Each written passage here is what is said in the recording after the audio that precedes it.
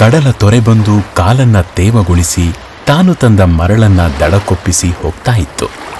ಜೊತೆಗೆ ಕಾಲಡಿಯ ತುಸು ಮರಳನ್ನ ತನ್ನೊಟ್ಟಿಗೆ ಎಳೆದೊಯ್ಯುವ ಪ್ರಯತ್ನ ಕೂಡ. ಮೀರಾ ಆದಿತ್ಯನ ಪಕ್ಕ ಕೂತು ಮನೆಗೆ ತೆರಳಲು ಅಣಿಯಾದ ಕೆಂಪು ಸೂರ್ಯನ ಸಮಯದ ಪರಿವಿಲ್ದೆ ನೋಡ್ತಾ ಕುಳಿತಿದ್ರು.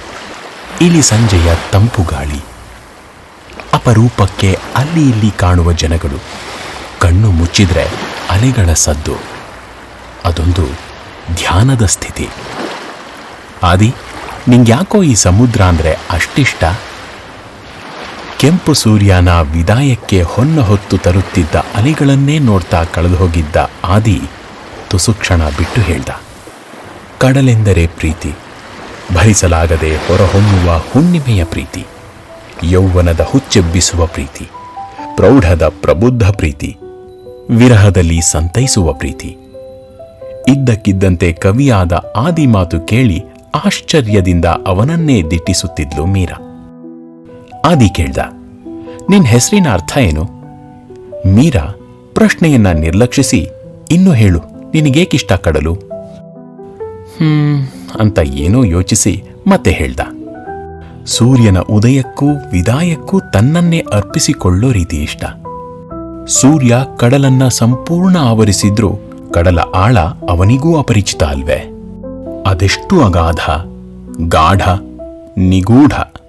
ಕಡಲೊಂದು ಬದುಕು, ತಾಯಿಯಂತ ಮಮತೆ, ಪ್ರೇಯಸಿಯಂತ ಪ್ರೇಮ, ಅದೆಷ್ಟೋ ಜೀವಿಗಳಿಗೆ ಸಾಕಾಗುವ ಜೀವನ, ಮುಗಿಯಲಾರದ ಸಂಪತ್ತು, ಕಣ್ಣಳತೆಗೆ ಸಿಗಲಾರದ ಹರಿವು. ಯಾವ ಮನಸ್ಥಿತಿಯಲ್ಲಿ ನೋಡಿದ್ರೂ ಸೆಳೆಯುವ ಸೆಳೆತ, ಯಾವ ಸಮಯದಲ್ಲೂ ಕುಂದದ ಸೌಂದರ್ಯ, ಅದೇ ಗಾಂಭೀರ್ಯ, ಅದೇ ಸಾಂತ್ವನ.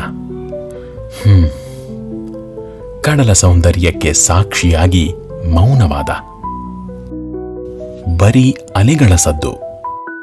ಮುದ್ದಾದ ಮೌನವೇ ಮಾತಾದಾಗ ಪ್ರೀತಿಯ ಮಾತು ಕೂಡ ಈ ಪ್ರಣಯ ಸುಖವನ್ನು ಕದಡುವ ಸಮಯವದು. ಪುಟ್ಟ ಏಡಿಗಳಂತವು ಮರಳ ಮೇಲೆ ಹೆಜ್ಜೆ ಗುರುತು ಉಳಿಸಿ ಓಡಾಡ್ತಾ ಇದ್ವು. ಅಲೆಯಿಂದ ನೀರಿಗೆ ಮತ್ತೆ ದಡಕ್ಕೆ. ಚಂದ್ರ ಕರ್ತವ್ಯಕ್ಕೆ ಹಾಜರಾಗುವ ಸಮಯ. ಸೂರ್ಯ ಪೂರ್ತಿ ಹಿಂದೆ ಸರಿದಿದ್ದ. ಆದಿ ಹೇಳ್ದ, ಇದೇ ಅಲ್ವೇ ನಿನ್ನ ಹೆಸರಿನ ಅರ್ಥ? ಹೀಗೆ ಇರುವೆಯ ಈ ನಿನ್ನ ಆದಿತ್ಯನೊಟ್ಟಿಗೆ? ಹುಣ್ಣಿಮೆಯ ಚಂದಿರನ ಹೊಳಪಲ್ಲಿ ಕಡಲುಕ್ಕುವ ಭರದಲ್ಲಿ ಮೀರಾ ಸಮ್ಮತಿಯ ಮುಗುಳ್ನಗೆಯ ಬೀರಿದಳು. ಸೂರ್ಯನ ಎಳೆಯ ಬಿಸಿಲಿಗೆ ಕಂಪಿಸುವ ಕಡಲಂತೆ ಆದಿತ್ಯನ ಉತ್ತರಕ್ಕೆ ಮೀರಾ